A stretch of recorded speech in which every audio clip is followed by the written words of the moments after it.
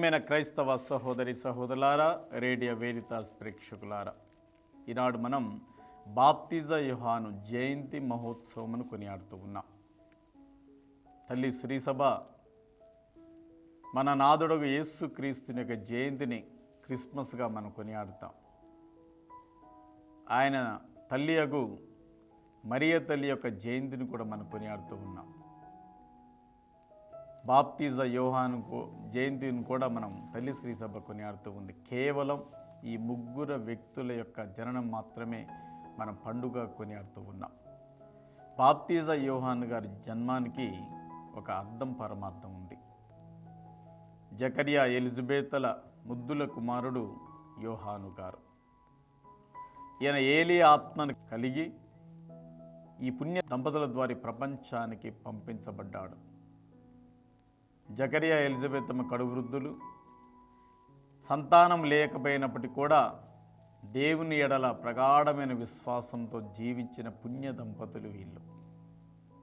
జకరియా గారు దేవాలయంలో యాజకత్వమును పాటించేవారు.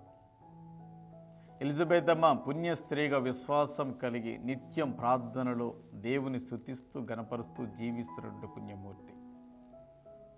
వీరి ద్వారా ప్రపంచానికి దేవుడు బాప్తిజ యోహాను గారిని అందిస్తూ ఉన్నాడు.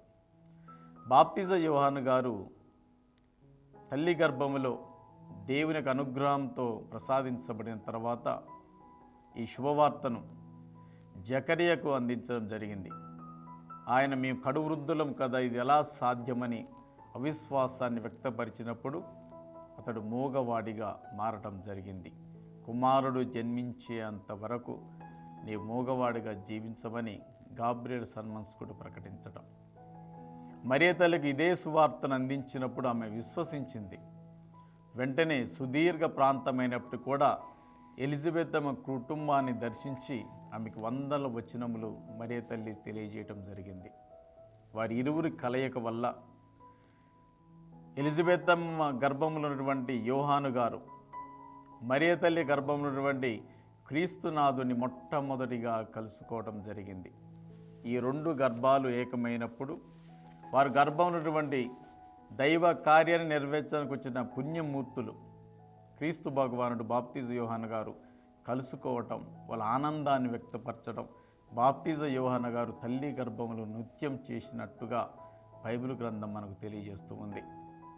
అదేవిధంగా మరియ తల్లి 3 నెలల పాటు 3 మాసాల పాటు ఆ ఇంటిలో ఉండి దేవుని స్తుతిస్తూ గణపరుస్తూ బాప్తిజ యోహాను గారు జన్మించిన తర్వాత ఆయనకి పరిచర్యలు చేసినట్లుగా ఇక్కడ రాయబడి ఉంది. మరియ తల్లి చేత పరిచర్యలు పొందినటువంటి గొప్ప గనుడు బాప్తిజ యోహాను గారు.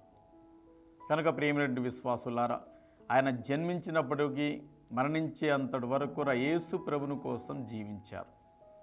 యేసు ప్రభుని ప్రపంచానికి పరిచయం చేశారు. యేసు భగవానికి ఆయన బాప్తిజం ఇచ్చారు. యేసు ప్రభుని కోసం ఎడారిలో ఎలుగెత్తే స్వరముగా జీవించాడు. అదే స్వరం యేసు ప్రభు కోసం తెగ నరుకుతూ ఉంటే సంతోషంగా తన జీవితాన్ని త్యాగం చేశారు బాప్తిజ యోహాను గారు. అందుకని యేసయ్య చెప్తూ ఉన్నారు, మనుషులందరికంటే గొప్ప వ్యక్తి బాప్తిజ యోహాను గారని యేసు ప్రభువే స్వయంగా ఆయన గొప్పతనాన్ని గురించి ప్రకటించారు. కనుక ఈనాడు బాప్తిజ యోహాను గారి జయంతిని కొనియాడుతున్న మనమందరం కూడా, ప్రభా నన్ను కూడా తల్లి గర్భం ద్వారా ఈ లోకానికి మీరు పంపించి ఉన్నారు.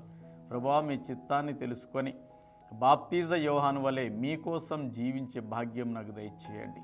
ఈ జీవితానికి అర్థాన్ని పరమార్థాన్ని ఎత్తుక్కున్నటువంటి అవకాశం నాకు దయచేయమని, యోహాను వలె మీకోసం జీవించే విధంగా మీకోసం మరణించే భాగ్యాన్ని మాకు దయచేయమని మనమందరం బాప్తిజ యోహాను గారి పండుగ సందర్భంగా దేవుణ్ణి ప్రత్యేక విధంగా ప్రార్థన చేసుకుందాం.